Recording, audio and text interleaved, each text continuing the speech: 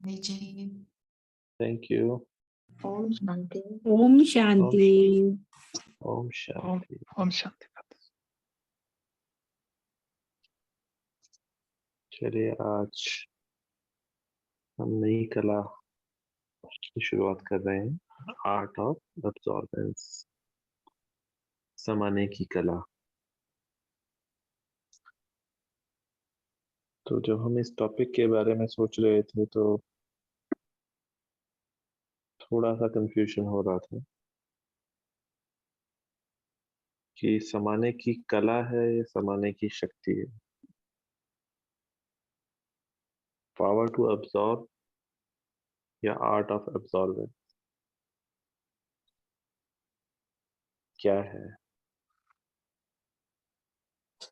आपके लिए क्वेश्चन थोड़ा लास्ट में भेजा था, तो किसी ने सोचा क्या है पावर टू अब्सॉर्ब या आर्ट ऑफ अब्सॉर्बेंस? ये कला है या पावर है? ये शक्ति है, ये शक्ति है, कला नहीं है। क्योंकि अगर मेरे अंदर ये समाने की शक्ति है तभी मैं किसी की बातों को समा पाऊंगी। तो मुझे ये इसके लिए शक्ति की बहुत जरूरत है, मुझे ऐसे लगता है, बाकी पता नहीं। जी। प्रिय बनूंगी सबकी, तो मुझे समाने की शक्ति चाहिए।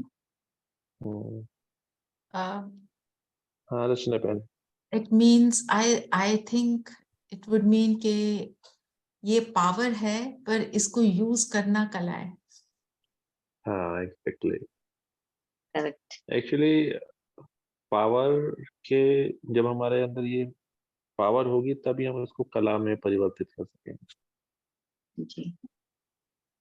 तो आर्ट ऑफ अब्सॉर्बेंस अगर हमें अपने अंदर लाना है, समाने की कला अपने अंदर लानी है, तो पावर ऑफ अब्सॉर्बेंस या पावर ऑफ अब्सॉर्ब या अकोमोडेट, इस पे काम करना होगा। तो सबसे पहला जो हमारा प्रश्न आता है कि क्या हमें ये कला चाहिए अपने अंदर? Do we need it? और अगर चाहिए तो क्यों चाहिए? What are the benefits? क्या प्राप्तियां हैं इस कला से? Because मुझे ये कला चाहिए सबका प्रिय बनने के लिए, ब्रह्म बाप समान। और दूसरा मुझे लगता है कि मुझे इसकी जरूरत है, क्योंकि जितना मैं मेरे अंदर ये समाने की भावना, समाने की शक्ति कहिए या कला है मेरे अंदर, तो मैं उतनी दुआएं भी कमाऊंगी, दुआओं की पात्र बनूंगी। अच्छा, तो सबका प्रिय बनना चाहते हैं और दुआएं कमाना चाहते हर आत्माओं का प्रिय बनना चाहती हूँ। हैं। जी हाँ रचना जी। power to accommodate तो हमें we need it at every step. So a whole life is about accommodating in various situations जो आज की डेट में हमारे पास आ रही हैं, and we need it because I think it saves time and energy, and because time और energy बचता है जब हम फालतू में नहीं जाते, व्यर्थ से मुक्त रहते हैं और मेरा फोकस बढ़ जाता है। Whatever I want to achieve, I am able to use that moment and that opportunity rather than go into the use the word riffraff, इधर उधर की बातें, ये ऐसे हुआ हाँ जी, टाइम एनर्जी काफी कुछ बचता है। जी इन्फ्लुएंस फ्री रहते हैं, प्रभाव मुक्त हो जाते हैं। बिल्कुल। जी ओम शांति भ्राता जी। हाँ जी भाई जी। भ्राता जी, जैसे हमारे इनर सेटिस्फेक्शन के लिए और हैप्पीनेस के लिए ये है ना, ये पावर भी और ये कला भी जरूरत है। इनर सेटिस्फेक्शन के लिए जरूरत है। जी भाई जी। चलिए ठीक है। अब समाने की शक्ति में ये कला अगर होती तो मैं जो संगठन में या परिवार में हम एक दूसरे के साथ जो है आपस में मन मुटाव या भेदभाव जो होता है वो नहीं होता। फिर तो आप सामंजस्य से अच्छे व्यवहार के साथ चल सकते हो किसी भी स्टेज पर। तो सभी दिल से चाहते हैं कि ये हमारे अंदर कला हो। बिल्कुल। हाथ उठाएं जो चाहते हैं कि हमारे अंदर ये कला होनी चाहिए। Should I put it in reactions? 5 6 actually to be honest, अगर हम बात करें समाने की कला के ऊपर, तो हम सभी को शेयरिंग पसंद है। हम चाहते हैं कि मान लो आपने किसी ने आपसे बात की और आपका मन करता है मैं दूसरे को शेयर करूं या दूसरे को बताऊं। ये एक स्वाभाविक नेचर है आत्मा का ना, तो उसमें समाना कई बार नहीं हो पाता है, चाहे कोई अच्छी बात है चाहे कोई बुरी बात है। नॉर्मली क्या होता है कि जैसे मान लीजिए 2 फ्रेंड्स हैं, ठीक है, या 2 फ्रेंड्स नहीं है या थोड़े नोन टू हैं, एक ने अपनी कोई बात दूसरे को बताई, तो हमारी टेंडेंसी होती है कि हम उसको दूसरे को बता दें, शेयर कर दें। और जब कहा जाए कि ये बात किसी को मत बताना, तब तो जरूर हम किसी को बताते ही हैं, किसी अपने क्लोज फ्रेंड को बता देते हैं, और फिर वो क्लोज फ्रेंड अपने दूसरे क्लोज फ्रेंड को बता देता है, तो ऐसे कर करके पूरे उसमें फैल जाती है बात। तो इसलिए मैंने आपसे पूछा कि क्या हम चाहते हैं कि हम जो है समाने की शक्ति है या समाने की कला अपने अंदर लाएं, कि हमको कोई बात बताए उसके बाद वो हमारे से आगे ना जाए। नॉर्मली समाने की कला का जो अर्थ होता है वो यही होता है कि मेरे तक जो बात आई है उसके बाद वो आगे ट्रेवल ना करे। तो और ये हमारी सबकी टेंडेंसी होती है कि हम शेयर करें,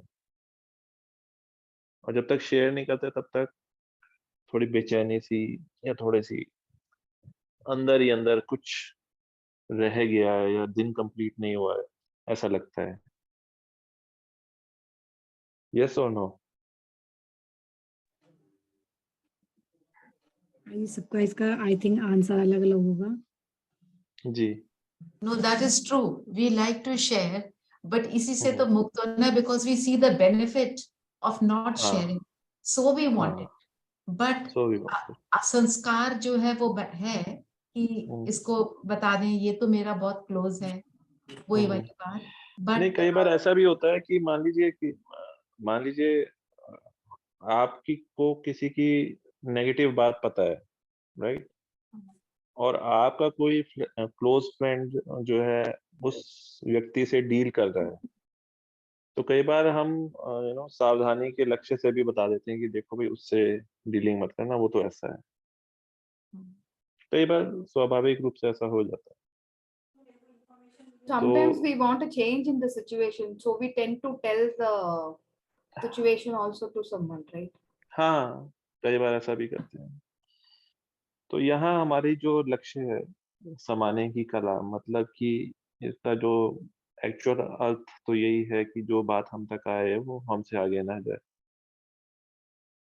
और दूसरा अगर हम बात करें कि पावर टू एब्जॉर्ब या समाने की शक्ति, तो समाने की शक्ति का शब्दार्थ और भावार्थ दोनों में फर्क है। शब्द कुछ और कहता है पर भाव कुछ और है।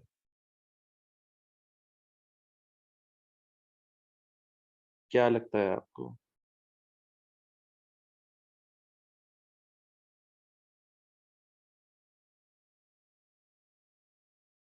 शब्द और भावार्थ। Okay, is what you were trying to say is कि मतलब समाना मतलब मेरे अपने अंदर समा लिया, but actually I need to be free of it. Yes, समाना का मतलब होता है कि एक्चुअली में कि वो मेरे से आगे ट्रांसफर ना हो। इट डजंट मीन कि मैंने उसको अब्सॉर्ब कर लिया। तो शब्द जो है, शब्दार्थ जो है इसका, वो हमारे लिए नहीं है। It is not for us. हमें कोई भी बात एब्सॉर्ब नहीं करनी। कोई भी बात अपने अंदर समानी नहीं है। अगर हम कोई बात समा रहे हैं तो हम तो अपने अंदर कचरा भर रहे हैं ना, हम तो अपने अंदर नेगेटिविटी भर रहे हैं। यही कुछ हमको सुनाया जाता है, यही कुछ हमको बताया जाता है। अगर वो बातें हमने अपने अंदर समा ली तो हमने अपना अंदर कचरा भर लिया, व्यर्थ भर लिया, जो कि हमारी ऐसी तो मंशा नहीं है, ऐसे तो हम नहीं चाहते हैं। तो भावार्थ क्या है इसका, उसके ऊपर टिकना है। भावार्थ ये है कि कोई भी बात, किसी भी तरह की बात हमको अपने अंदर नहीं समानी, और हमारे से वो आगे ट्रांसफर भी ना हो, और ना ही हमारी स्थिति पर उससे कोई फर्क पड़े। This is the goal. लक्ष्य बाबा को क्लियर है? बताओ। हाँ नहीं, बाबा को बताएं वो तरीके में आ जाएगा। अभी हम तरीके की बात डिस्कशन करेंगे। पहले हमें समझ लेना चाहिए कि हम क्या बात कर रहे हैं। जी। तो कोई भी बात हमें बताई गई है, अब हम अपने कान बंद तो नहीं कर सकते कि हम नहीं सुनना या कुछ ऐसा है। किसी ने अपने कोई दिल का कोई दुख हमसे शेयर कर रहा है, या कोई अपना परेशानी शेयर कर रहा है, या कोई किसी भी तरह के कोई अपना राज शेयर कर रहा है। अब वो हम अपने कान तो नहीं बंद कर सकते, हमें सुनना तो है ही। अब उसमें समाने का मतलब ये होता है कि मैं उस बात को अपने भीतर ना लेके जाऊं, और ना ही उसको कहीं बाहर किसी और के साथ शेयर करूं। तो ये है समाने की कला, या इसको समाने की शक्ति कहते हैं। मतलब इसके अविनाश बाद भाई, आता है, हाँ जी, भाई साहब एक बात मतलब क्लियर करनी है। न्यारे होके रहे, मतलब देखते हुए भी ना न्यारे देखें। होकर के देखो, न्यारे रह होकर के रहना मुश्किल है। हाँ, न्यारे होकर के रहना मुश्किल है। आपको डीलिंग में तो आना ही है, पब्लिक डीलिंग में तो आना ही है, संबंधों में तो आना ही है। आ, कहने का भाव ये है कि आपके ऊपर, आपके चित्त पर कोई बात ना ठहरे, आपके दिल के अंदर कोई बात ना जाए। एब्जॉर्ब का मतलब हम कई बार सोचते हैं कि हम अपने अंदर रख लेते हैं, वो नहीं है। अपने अंदर नहीं रखना है, अपने चित्त पर, अपने दिल पे बिल्कुल भी ना आए। किसी की कोई बात, किसी का कोई राज, ठीक है, जानते हैं, दैट्स इट, सुपरफिशियल लेवल तक उतना ही लेकिन रखना है। भाई साहब कोई अच्छी बात हो जो जाके किसी का भला कर रही हो, तो वो हाँ तो बात वो तो शेयर हम, करें, वो तो शेयर करें, उसमें तो कोई अच्छी बात, जो मतलब जो निगेटिव बात है केवल वो अच्छी ना बात है जाने। वो तो करें। हाँ, तो समाने की कला की जब हम बात कर रहे हैं, समाने की शक्ति की जब हम बात कर रहे हैं, तो हमें अनअफेक्टेड रहना है। कोई भी बुरी परिस्थिति या बुरी बात, या किसी का राज, या किसी का व्यर्थ, इन सब चीजों से अनअफेक्टेड रहना है। ठीक है। कई बार क्या होता है कि हमें, मान लीजिए किसी ने किसी की नेगेटिव बात बताई, हमने क्या किया, स्वभाववश हमने दूसरे को बता दी या तीसरे को बता दी। उससे क्या हुआ कि एक तो वातावरण में जो है नेगेटिव एनर्जी फैली, व्यर्थ का वातावरण बना। साथ ही साथ उस व्यक्ति की इमेज भी आपने खराब कर दी सभी के सामने। अभी वो व्यक्ति, मान लो उस समय उसने ऐसा मेरा किया नेटवर्क होगा जा या रहा कुछ। है या अविनाश भाई का? मेरी आवाज नहीं आपका आ जा रही? रहा है पूनम भाई? मेरा नेटवर्क जा रहा है। हाँ, आपका जा रहा है बार बार, ओके। स्टिल हो रही है आपकी फोटो, बाकी क्लियर है वॉइस। चलिए, तो मैं कह रहा था कि मान लीजिए किसी की व्यक्ति ने आपको, आपने किसी व्यक्ति की कोई नेगेटिविटी देख ली, या उसने अपनी कोई नेगेटिव बात बताई, आपने दूसरे को बता दी, तो उससे वातावरण में तो नुकसान होता ही होता है। आपने उस व्यक्ति की इमेज को भी हर जगह डिस्ट्रीब्यूट कर दिया। अब वो जो हर जगह डिस्ट्रीब्यूट हो गई, जरूरी नहीं है वो व्यक्ति ऐसा ही हो। हम कई बार ऐसी पुराने संस्कारों कई बार कुछ ऐसी चीजें कर बैठते हैं या कोई बातें ऐसी हो पाती हैं कि वो नेगेटिव होती हैं, बट इसका मतलब वो नहीं है कि हम उसको लेबल कर दें कि ये तो ऐसा ही है। वो टेम्परेरी भी हो सकता है, क्षण भर के लिए भी हो सकता है, कुछ टाइम फेज के लिए भी हो सकता है। बट अगर हम उस व्यक्ति को या उस बात को लेबल कर देते हैं, तो वो इमेज हर एक के दिमाग में हम फिट कर देते हैं, और वो जो दिमाग में फिट हो जाती है, उसके बाद जो हमारा बिहेवियर होता है, हमारा जो बात करने का तरीका होता है या जो भी हम सोचते हैं, वो उस इमेज के आधार पे होता है। हम अनबायस्ड होकर के बात नहीं कर पाते, हम बायस होकर के बात करते हैं। अपने दिमाग में एक ओपिनियन बना करके बात करते हैं, तो वो हमें नहीं करना। तो इसलिए समाने की कला मतलब मेरे द्वारा किसी और के पास ट्रांसफर ना हो और ना ही वो मेरे अंदर भी जाए। अब ऐसा करने के लिए ये हमारा लक्ष्य है। ऐसा करने के लिए क्या-क्या तरीके हो सकते हैं? व्हाट आर द मेथड्स कि इस कला को, इस पावर को हम अपने अंदर लेकर के आएँ? जी, आप बताइए।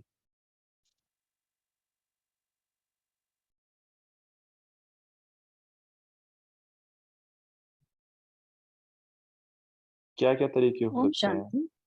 हाँ जी, ओम बाबा बताएँ। शांति। हाँ जी, भाई साहब मुझे ऐसा लगता है कि अगर हम इस नेगेटिव चिंतन को पॉजिटिव चिंतन यानी ज्ञान के मनन चिंतन में कन्वर्ट करें, तो उसमें हुँ, ज्ञान का जो हमारे अंदर संस्कार हैं, वो भी जागृत होंगे और हम जब ज्ञान को शेयर भी करेंगे, रिविज़न भी हुँ, होता हुँ, रहेगा, तो उससे हमारे अंदर पॉजिटिविटी बढ़ेगी। तो वो नेगेटिव हुँ, जैसे कहते हैं ना, एक पानी की बाल्टी होती है, तो नेगेटिविटी को बाहर निकालने के लिए ऊपर से हम फ्रेश वाइट जब पानी डालते हैं, हाँ, तो वो नेगेटिव कचरा सारा बाहर निकल जाता है। तो हम इस तरह से जी, भी कर सकते हैं, ज्ञान के मनन चिंतन के द्वारा। पहला बिल्कुल। मेथड।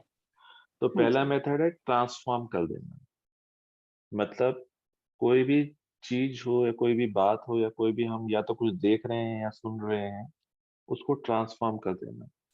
उसको एज़ इट इज़ नहीं ले लेना, ठीक है? ट्रांसफ़ॉर्म मतलब जो भी हम नेगेटिव है उसको हम पॉज़िटिव में रखें या उसको पॉज़िटिविटी में चेंज करें। अब इसमें एक सवाल आता है, कई बार क्या होता है कि जो चीज़ नेगेटिव है वो नेगेटिव है, उसको आप पॉज़िटिव में कैसे चेंज करोगे? अगर ये this is the one method कि हम उसको ट्रांसफ़ॉर्म कर दें, कि मान लीजिए कोई चीज़ आपने देखी है, कोई एक सिंपल सी बात लेते हैं कि कोई व्यक्ति जो है वो जो है भोजन को खराब कर रहा है, कि भई आपने देखा यज्ञ में आप आए, आपने देखा कि अ, पूरी थाली भर के रखी हुई है और खाया कुछ नहीं और वो पूरी की पूरी थाली कूड़े में जा रही है। एक छोटी-सी बात है, आपने ये चीज़ देखी, अभी ये काइंड ऑफ नेगेटिव बात है। अब इसको पॉज़िटिव में कैसे बदलेंगे और अपने अंदर कैसे नहीं लेकर के जाएँगे?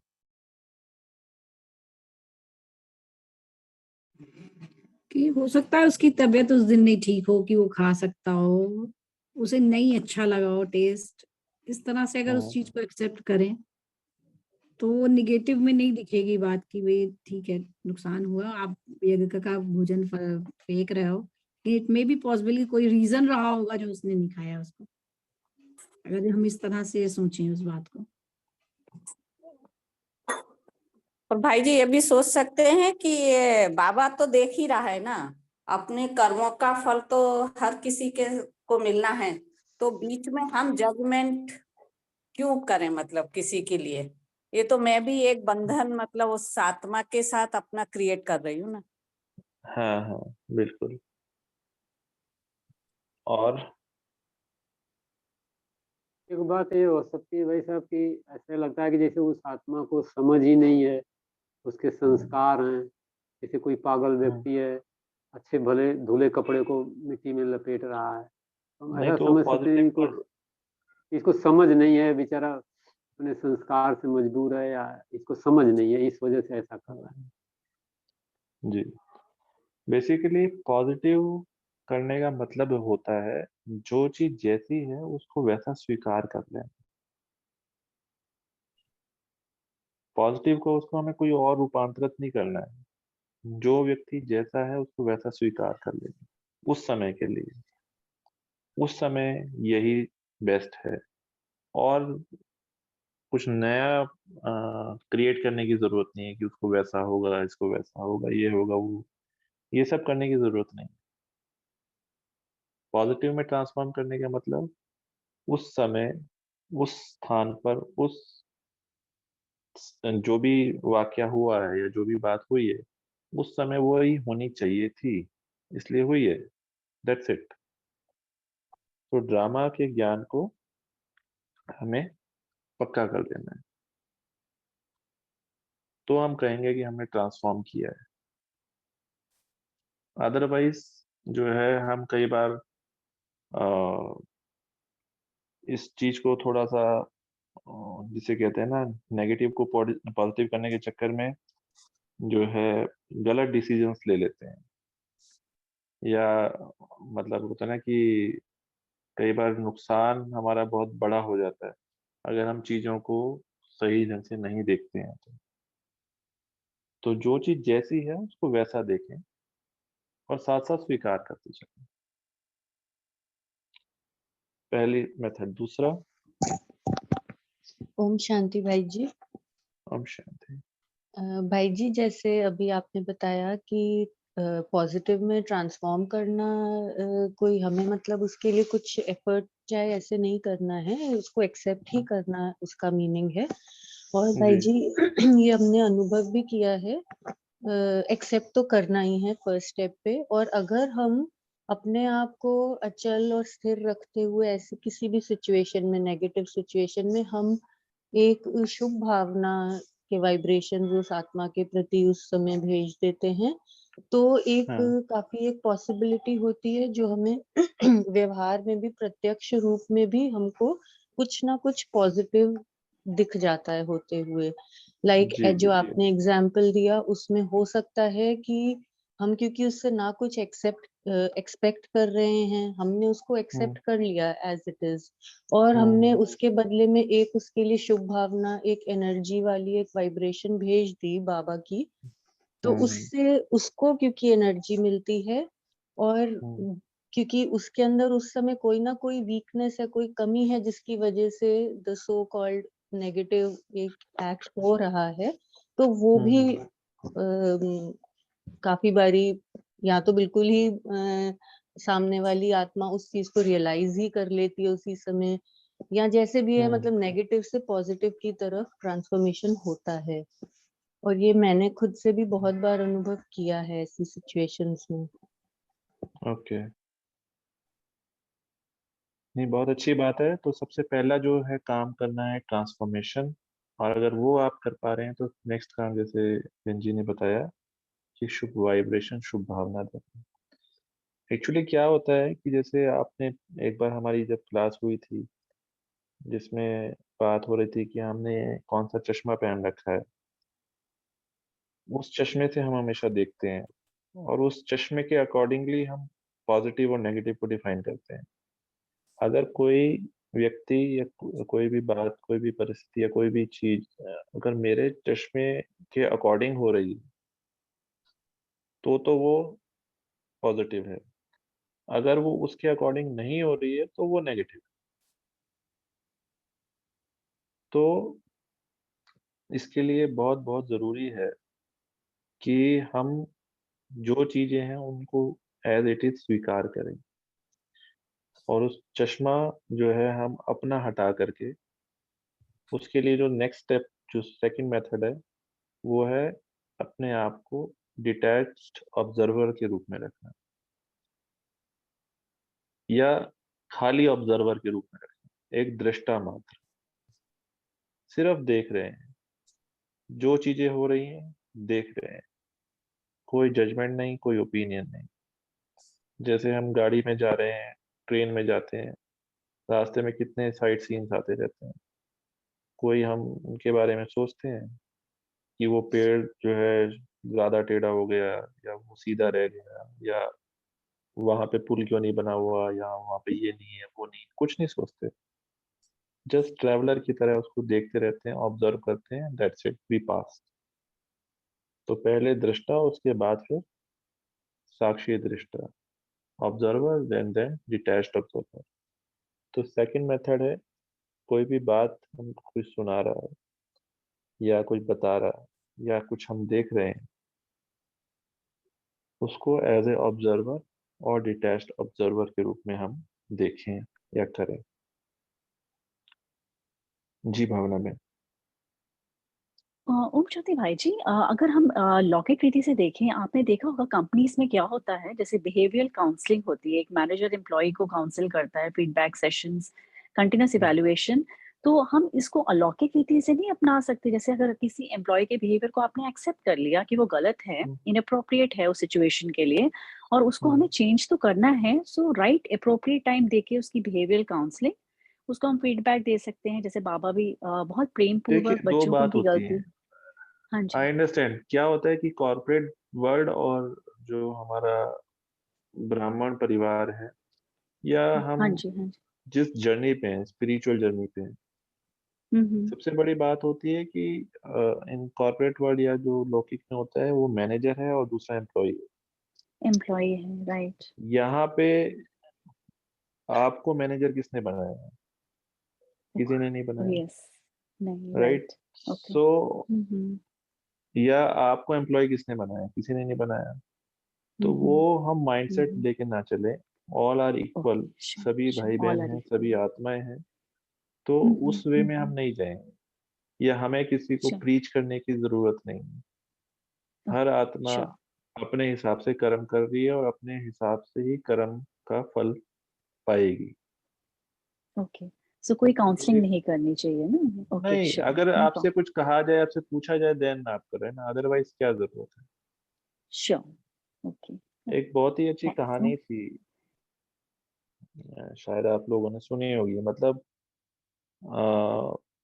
एक था ना, एक मंदिर में एक भगवान की मूर्ति थी और उनका भक्त बैठा हुआ था सामने, और भक्त जो है भगवान से वार्तालाप कर रहा था कि भाई, सुबह से लेके शाम तक आप खड़े रहते हो, थक नहीं जाते हो क्या?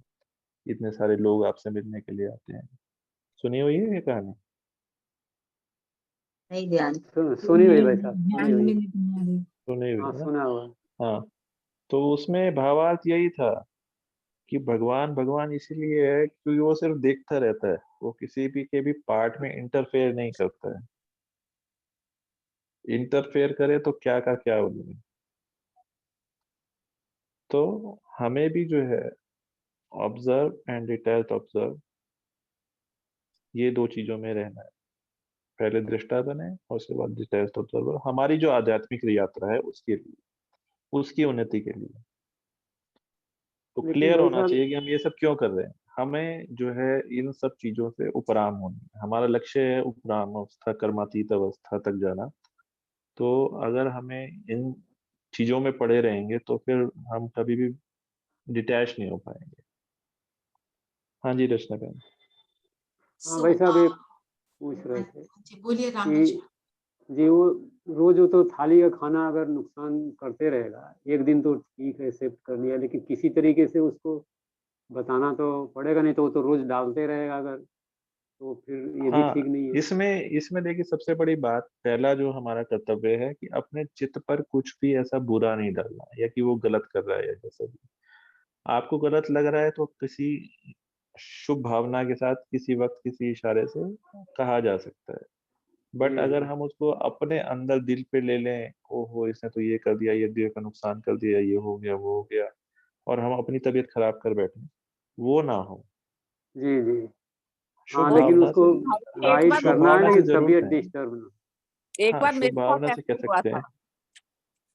मैंने जी। जैसे थाली ली शांति वन में खाने के लिए, और मुझे एक संग वॉमिटिंग सी होने लगी और मैं पूरी थाली छोड़ के उठ गई।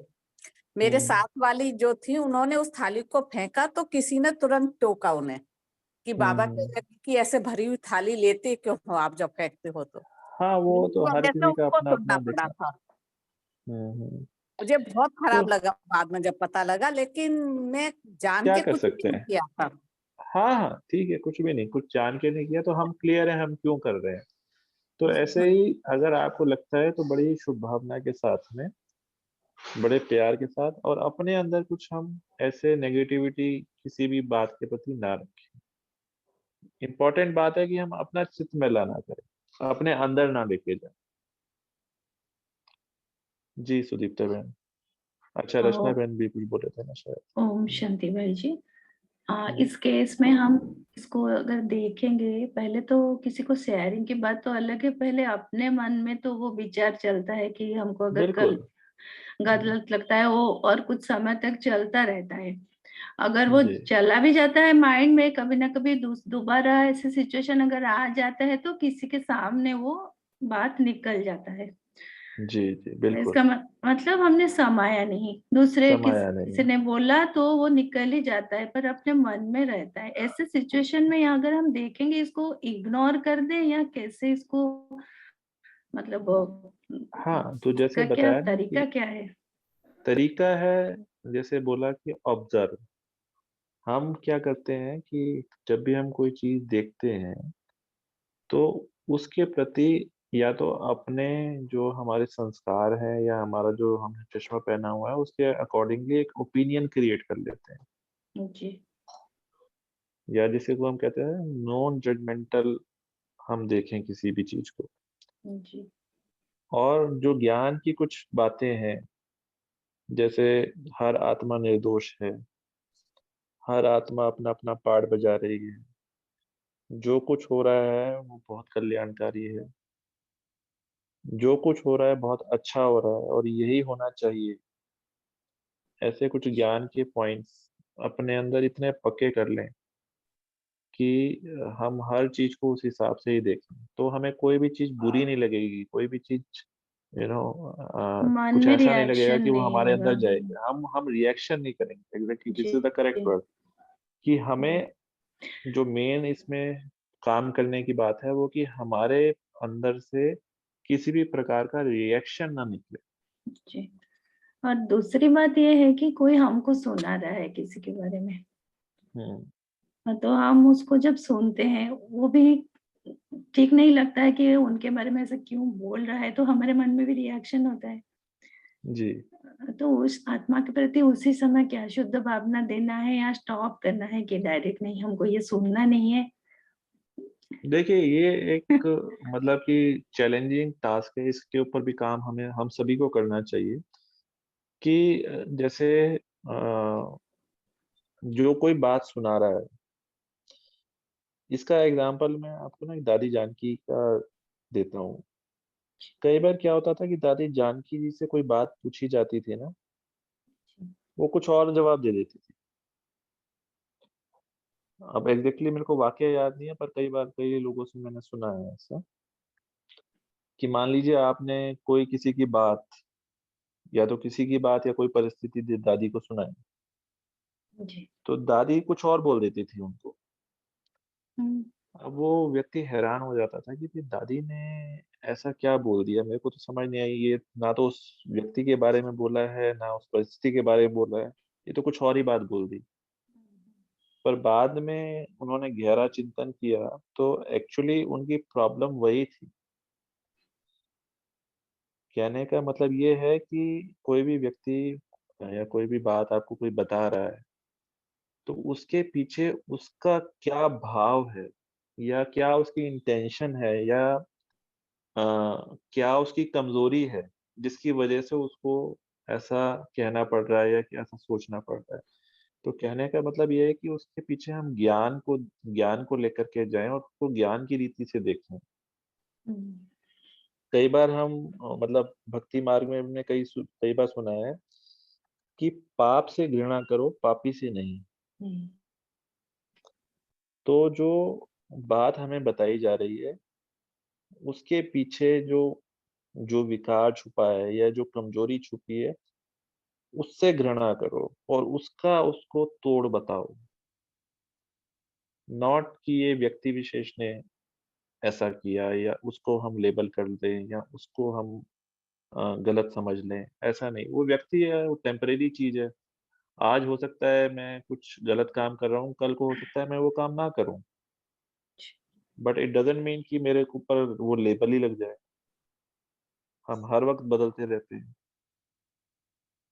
राइट? तो जी। हमें कोई भी बात बताई जा रही है, तो उसके पीछे क्या है, उसमें जाने की थोड़ा कोशिश करनी चाहिए। आई नो ये कहने के लिए बड़ा आइडियलिज़्म की बात है और ये एक दिन की बात नहीं होती है। इसके लिए ज्ञान में एक तो हमको खुद बहुत गहरे उतरना चाहिए और जितना ज्ञान में गहरा उतरेंगे, उतना उसको उस रीति से देख सकेंगे। जितना हम अपनी तो स्थिति हाँ, उसी टाइम बनाए रखेंगे तो डिटैच हो जाएंगे, वो ये इमोशन से ना। हाँ, वो हाँ इमोशन से तो डिटैच हो जाएँगे, करेक्ट। वो हमें क्योंकि वो हम उसको उस रीति से देख ही नहीं रहे हैं। ठीक है जी? तो I इसके know, but लिए it is difficult to do it in first instance. But we need बहुत टू मुश्किल है प्रैक्टिस ना, करना। हाँ, प्रैक्टिस की ज़रूरत है, क्योंकि तो अपनी अपना स्थिति भावनाओं को हम खराब ज़रूर होता चेक कर है सकते इसमें। हैं। बिल्कुल, बिल्कुल। तो इसके लिए मुझे थैंक यू भाई जी। मेरे अंदर गंभीरता का गुण भी हो कि मैं हाँ, उसकी बात सुन सकूं, बिल्कुल। है ना? जी, जी। जी, रचना बहन, आप काफ़ी देर से वेट कर रहे हैं। हाँ, तो actually I've been working on this only for the last few months to be non-judgmental. तो जी। अभी तक भी सिचुएशन ऐसी आती है कि हो नहीं पाते। So what I feel has help me अपने आप को positive self talk and why I should not be judgmental in this situation. वो बार-बार डिफरेंट सिचुएशंस में you realize I was judgmental here also. तो it is quite an endless task but yes you get better by the day. हाँ, दूसरा इसमें साथ में और ये भी कर सकते हैं सेल्फ टॉक के साथ में, अपने आप को ना अपने आप को कोई लक्ष्य दे कर के रखें। राइट। मतलब कुछ बातें हम बड़ों से सीख सकते हैं। अ, जैसे सचिन भाई को तो आप सभी जानते होंगे। मैंने शायद पहले भी कोट किया था एग्ज़ाम्पल। उन्होंने अपनी दिनचर्या इस तरह से बना रखी है कि उनके पास समय ही नहीं है कि वो किसी और के बारे में सोच सकें या किसी और के बारे में जजमेंटल हो सकें या कुछ वो कर सकें। कहने का भाव ये है कि अपनी दिनचर्या और अपनी मनचर्या इस तरह से कुछ कर लें या अपने सामने एक लक्ष्य रखा करें। When you are busy in that एम मनचर्या में और दिनचर्या में, देन आपका ध्यान इधर-उधर जाएगा ही नहीं या आपके पास कोई आएगा भी तो you don't have time to think. जब आपके पास सोचने का ही समय नहीं रहेगा उसके लिए, तो फिर आपको बहुत ज़्यादा मेहनत करने की भी ज़रूरत नहीं रहेगी। ये एक तरीका हो सकता है और भी कई तरीके हम डिवाइस कर सकते हैं कि कैसे हम नॉन रिएक्टिव रहें या नॉन जजमेंटल रहें। जी।